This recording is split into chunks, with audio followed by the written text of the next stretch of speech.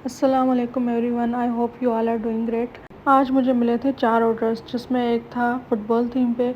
तो मैंने सोचा कि आज आपको फ़ुटबॉल फॉन्डेंट से बनाना सिखा ही देती हूँ। सबसे पहले हमें चाहिए होंगे थर्माकोल बॉल्स, जो कि मेरे पास हर साइज़ में अवेलेबल हैं।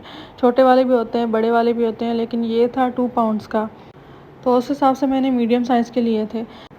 जैसे कि मैंने आपको पहले भी बताया था कि आपने पहले जो है फोंडेंट में टाइलोस पाउडर डाल के उसे मिक्स करके और फिर आपने जो है उसे ड्राई करने के लिए रख देना है थोड़ी देर के लिए। उसके बाद आपने इसके छोटे छोटे से बॉल्स बना लेने हैं। फोंडेंट टॉपर्स वैसे इतने भी मुश्किल नहीं होते जितने देखने में लगते हैं। हाँ, अगर जिसकी प्रैक्टिस हो तो वो बंदा बनाते बनाते सीख ही लेता है। और स्टार्टिंग से मेरे पास जो है कस्टमाइज्ड केक्स के ही ऑर्डर आए हैं। मैं यही सोच रही होती हूँ कि आखिर मुझे मिनिमल केक्स के इतने कम ऑर्डर्स क्यों आते हैं, लेकिन शायद लोगों को जो है मेरा आर्ट पसंद है मेरे ख्याल से। लेकिन अभी भी मुझे ऐसा लगता है कि मैं कोई प्रो नहीं हूँ, लेकिन जो है चैलेंजेस एक्सेप्ट करना मुझे बहुत पसंद है।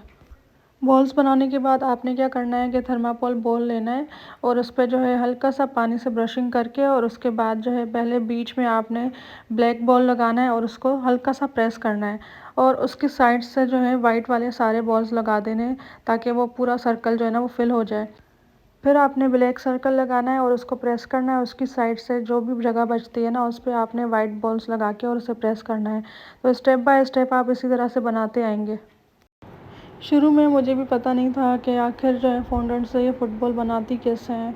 मतलब मैं एक वीडियो देखती थी, दूसरी वीडियो देखती थी, फिर भी मुझे समझ नहीं आती थी। और हर दफ़ा मैं क्या करती थी कि वाइट जो है बॉल एक दफ़ा लगाती थी और उसके जो है चारों तरफ ब्लैक वाले बॉल्स लगा देती थी। फिर वो इतनी अजीब सी फ़ुटबॉल लगती थी। लेकिन फिर आहिस्ता आहिस्ता बना बना के मैं भी अब सीख गई हूँ। तो मैंने भी यही सोचा कि अगर मैं सीखी हूँ तो फिर उसका ट्यूटोरियल देना भी लाजमी बनता है। ये थर्माकोल बॉल्स जो होते हैं ये बहुत ही लाइट वेट होते हैं, इसीलिए ये केक्स पे ज़्यादातर यूज़ किए जाते हैं। शुरू में मुझे पता नहीं था तो मैं क्या करती थी कि जो है फॉन्डेंट की बॉल्स बना के और उसी पे ही चारों तरफ से ये छोटे छोटे बॉल्स लगा देती थी, और फिर वो इतना हेवी हो जाता था। एक दो दफ़ा ऐसा भी हुआ था कि मैं अगर केक पे लगाती थी तो फिर वो जब भी कस्टमर के पास जाता था और वहीं पर ही वो बॉल्स जो है वो नीचे गिर जाते थे और पूरी जो है क्रीम ख़राब हो जाती थी। तो बाद में मुझे पता चला कि नहीं, इसके लिए जो है थर्माकोल बॉल्स यूज़ होते हैं। एक फ़ुटबॉल मुझे एज़ अ टॉपर लगानी थी और दूसरी जो है वो साइड से लगानी थी, तो वो छोटी सी बना ली थी मैंने, क्योंकि 2 पाउंड्स था और बड़ा केक तो था नहीं, तो उस पर छोटी वाली बॉल्स ही अच्छी लगती हैं साइड से। फ़ुटबॉल थीम का ये मेरा तीसरा केक था। तो हर दफ़ा मेरे साथ यही होता है कि इस कटर से मैं जब भी इसके जो शेप्स काटती हूँ तो हमेशा ये बड़े बन जाते हैं, और फिर मुझे हर दफ़ा इनकी साइज़ जो है छोटी करनी पड़ती है कटर से। इसी वजह से कुछ टॉपर्स जो हैं छोटे बन जाते हैं और कुछ बड़े बन जाते हैं। तो मेरी कोशिश यही रहती है कि मैं बिल्कुल परफेक्ट बनाऊँ, कोई भी मतलब इसमें गलती ना हो। क्योंकि मैं बटर क्रीम तो यूज़ करती नहीं हूँ, ये होती है व्हिपिंग क्रीम। तो व्हिपिंग क्रीम पे हमेशा अगर टॉपर्स लग जाते हैं और फिर एक दफ़ा अगर टॉपर गिर जाए तो वो क्रीम ख़राब हो जाती है और उसको जो है फिर सेट करना बहुत मुश्किल हो जाता है। मोस्टली होम बेकर्स जो हैं बटर क्रीम यूज़ करती हैं, क्योंकि बटर क्रीम बेस्ट है हर लिहाज से। क्योंकि अगर टॉपर्स आप चिपका रहे हो उस पर तो वो बटर क्रीम जो है स्टेबल होती है और उस पर जो है बहुत फिनिशिंग से टॉपर्स लग जाते हैं। और व्हिपिंग क्रीम में ये होता है कि व्हिपिंग क्रीम जो है थोड़ी देर अगर आप बाहर रखेंगे तो वो बिल्कुल मेल्ट हो जाती है और उस पर टॉपर्स ज़्यादातर टिकते नहीं हैं। हाँ, बटर क्रीम का भी यही होता है, अगर आप गर्मी में बाहर रखेंगे तो बटर तो ज़ाहिर सी बात है मेल्ट ही होगा, लेकिन बटर क्रीम ज़्यादा फिनिशिंग दिखाती है। मुझे इतना शौक़ है कि मेरे पास कोई बटर क्रीम का ऑर्डर आ जाए और मैं बना लूँ, और एक दफ़ा मैं भी ट्राई करूँ कि बटर क्रीम में केक्स कैसे बनते हैं और उस पर टॉपर्स कैसे लगते हैं। लेकिन मेरे पास बटर क्रीम के केक्स के ऑर्डर्स आते ही नहीं हैं। आज मुझे एक ऑर्डर मिला था जो बहुत ट्रेंडिंग पे चल रहा है, रफ़ल केक। अच्छा, मुझे कोई आइडिया नहीं था कि ये किस तरह से बनता है। फिर मैंने यूट्यूब पे वीडियोस वगैरह देखी कि कैसे बनता है और इसके लिए क्या चाहिए होता है। तो इसके लिए चाहिए था वेफ़र पेपर, और वेफ़र पेपर मेरे पास था नहीं। तो मैं परेशान हो गई थी कि अब ऑर्डर मिला तो है और मैंने ले भी लिया है जल्दी जल्दी में। तो फिर मुझे जो है रिग्रेट हो रहा था कि मैं ना लेती, बाद में इतना मैं परेशान हुई। लेकिन फिर मेरे जहन में आया कि मेरे पास बर्न पेपर तो है, तो क्यों ना मैं वेफ़र पेपर की जगह बर्न पेपर लगा दूँ। पहले मैंने सोचा कि इस पर मैं बटर पेपर की स्ट्रिप्स काट के और वो लगा देती हूँ, लेकिन वो बहुत सॉफ्ट होता है तो वो इस पर अच्छा नहीं लगता। तो फिर मैंने बर्न पेपर की छोटी छोटी सी स्ट्रिप्स बना के और वही लगा दी। इसके साथ इनको चाहिए था एक सिंगल रोज़ बुके। और 4 ओरियो कपकेक्स। तो बुके जो है वो मैंने रात को ही बना के रख दिया था, बाकी रहते थे कपकेक्स तो वो मैंने सुबह ही बेक कर लिए थे। क्योंकि कपकेक्स का भी यही होता है, हम जो है स्पॉन्जेस तो वैसे भी रात को बेक कर लेते हैं, उसका कोई मसला नहीं है, लेकिन कपकेक्स हमेशा फ्रेश ही बनाने चाहिए। तो मैंने सुबह को जो है कपकेक्स बेक कर लिए थे और उनको ठंडा होने के बाद उनकी फ्रॉस्टिंग कर दी थी। अक्सर मेरे लिए ये सारी चीज़ें एक साथ मैनेज करना बहुत ही डिफ़िकल्ट हो जाता है, क्योंकि एट अ टाइम इतने सारे केक्स, उसके अलावा कपकेक्स अलग होते हैं, बुके अलग होता है और ब्राउनीज़ अलग होती हैं, तो मेरे लिए बहुत ही मुश्किल हो जाता है ये काम। क्योंकि अभी रिसेंटली मैंने जो है ऑफ़ किया हुआ था मुहर्रम की वजह से, तो मैंने 10 दिन तक ऑफ़ किया था। उसके बाद जैसे ही मैंने रिज़्यूम किया है तो अल्हम्दुलिल्लाह मुझे काफ़ी सारे ऑर्डर्स मिलना शुरू हो गए। मुहर्रम के इन 10 दिनों में इतने सारे कस्टमर्स के मैसेजेस थे कि मुहर्रम ख़त्म होने के बाद आपने हमारा ऑर्डर ज़रूर लेना है।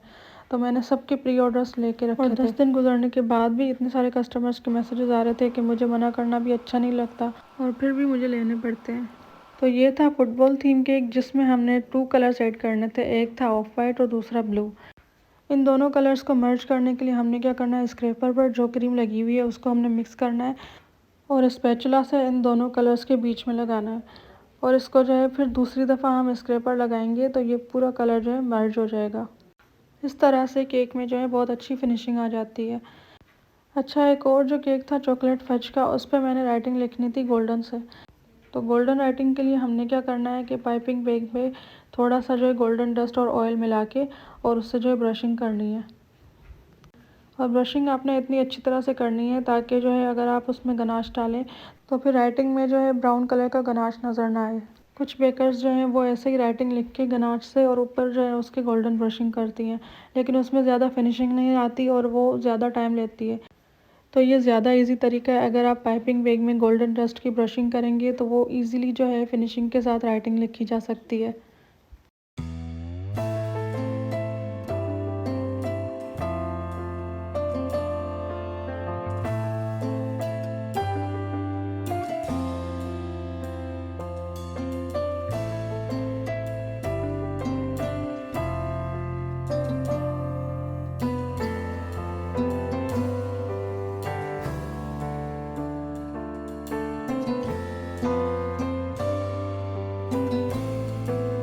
फिर मुझे रफ़ल केक को डेकोर करना था और उसके लिए मैंने क्या किया कि पहले ये आर्टिफिशियल फ्लावर्स लगाए, उसके बाद जो इसमें जगह बच रही थी वहाँ पे मैंने बर्न पेपर लगाए। क्योंकि बर्न पेपर मेरे पास बिल्कुल थोड़ा सा था, तो मैंने सोचा कि पहले मैं जो है ये आर्टिफिशियल रोज़ेस लगा दूँ ताकि फिर जो जगह थोड़ी थोड़ी बच जाए और उस पर जो है ये मैं थोड़ी थोड़ी सी करके स्ट्रिप्स लगा दूँ। जब मैं ये केक डेकोर करने लगी थी उस टाइम मुझे टेंशन तो बहुत हो रहा था कि पता नहीं कस्टमर को पसंद आएगा भी या नहीं, क्योंकि उन्होंने जो रेफरेंस पिक्चर दिखाई थी उसमें तो था वेफर पेपर, लेकिन मेरे पास अनफॉर्चुनेटली वेफर पेपर अवेलेबल नहीं था। तो मैंने जो है इस पर बर्न पेपर ही लगा दिया।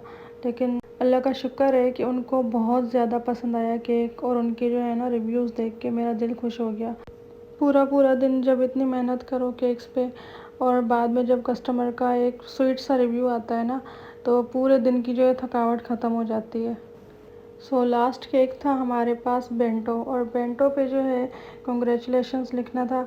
बेंटो पे वैसे ज़्यादा राइटिंग लिखी नहीं जाती क्योंकि वो होता ही बिल्कुल छोटा सा है, तो उस पर ना कोई बड़ा आर्ट हो पाता है और ना ही कोई ज़्यादा राइटिंग लिखी जाती है, क्योंकि मोस्टली जो है ना कस्टमर्स बोलते हैं कि आप हमें ना कोई बड़ा सा विश लिख के दे दें और साइड में जो है कोई आर्ट वगैरह बना के दे दें। तो बेंटो पे तो 2 अल्फाज ही मुश्किल से लिखे जाते हैं, कस्टमाइजेशन तो दूर की बात है। लास्ट में बस फुटबॉल वाले केक को डेकोर करना रह गया था। केक को मैंने अच्छी तरह से फ्रीज़ कर लिया था ताकि इस पर अच्छी तरह से टॉपर्स जो है लग जाएँ। तो मैं कोशिश कर रही थी कि इस पर जो है टॉपर्स एडजस्ट हो जाएं, लेकिन फिर भी केक की हाइट कम लग रही थी और इसके जो टॉपर्स थे वो ज़्यादा बड़े लग रहे थे। फिर भी मैंने इसकी काफ़ी कटिंग की तो तब जाके ये इस पर एडजस्ट हुए हैं। तो बस ये थी मेरी आज की वीडियो। अगर आपको अच्छी लगी हो तो लाइक ज़रूर कीजिएगा।